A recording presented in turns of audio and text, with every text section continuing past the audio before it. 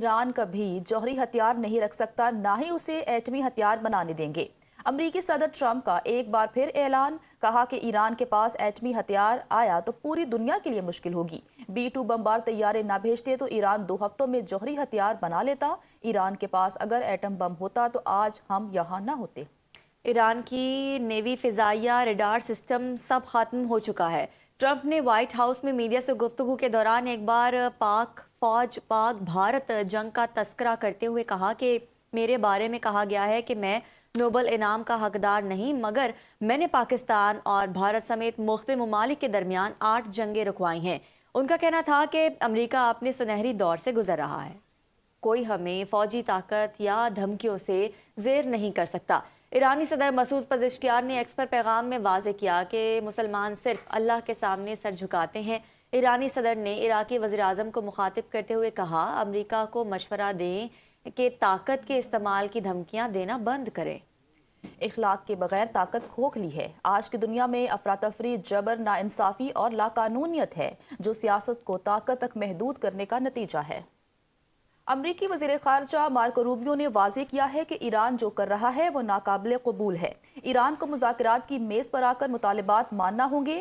جیریڈ Kushner اور Witkoff مذاکرات پر کام کر رہے ہیں۔ ایران کے پاس ایٹمی ہتھیار آ گیا تو وہ پوری دنیا کو یرغمال بنائے گا۔ امریکہ سمندری آمد و رفت بحال کرنے کی کوشش جاری رکھے گا۔ پروجیکٹ فریڈم لوگوں کو بچانے کے لیے ہے، یہ کوئی آپریشن نہیں۔ ہم پر گولی چلائی گئی تو جواب دیں گے۔ ایران کو آبنہ ہرمز پر کنٹرول کی اجازت نہیں دی جا سکتی۔ ایران آبنہ ہرمز میں مجرمانہ اقدامات کر رہا ہے۔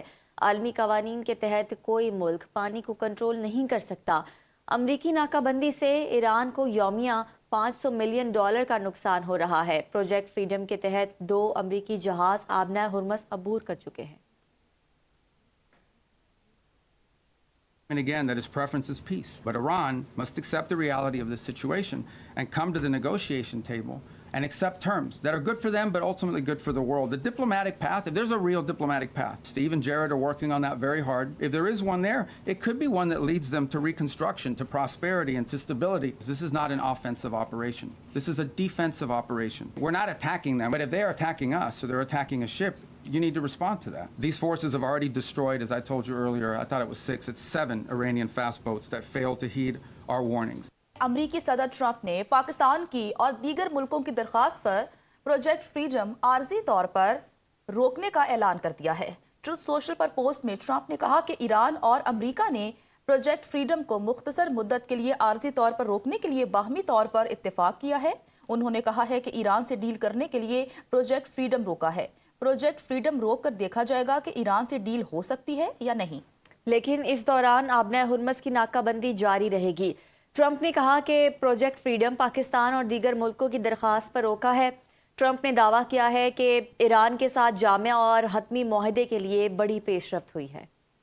خطے میں کشیدگی کے خاتمے کا مشن، ایرانی وزیر خارجہ عباس عراقچی اعلیٰ سطح سفارتی وفد کے ہمراہ چین پہنچ گئے۔ خبر ایجنسی کے مطابق عباس عراقچی چینی ہم منصب کے ساتھ ملاقات کریں گے۔ چین کے ساتھ 2 طرفہ تعلقات اور عالمی امور پر اہم بات چیت ہوگی۔ ملاقات میں خطے کی صورتحال اور کشیدگی پر مشاورت ہوگی۔